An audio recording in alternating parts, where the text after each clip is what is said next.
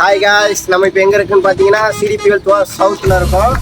நம்ம வந்து இப்போ வந்து ஈஸ்ட் கோஸ்ட் பீச்சுக்கு போக போகிறோம். சரிங்களா? இப்போ நம்ம போயிட்டு ஃபன்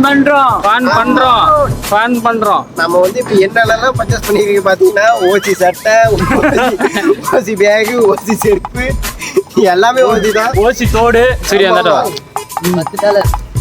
அட பாவி, ஆளை பார்த்தா டம்மி பீஸா இருக்க, பயங்கரமான ஆளா இருக்கேடா. நம்ம ரைடு வந்தப்போ ஒருத்தர் ஒரு கேரக்டர் மாதிரி இருப்பாங்க.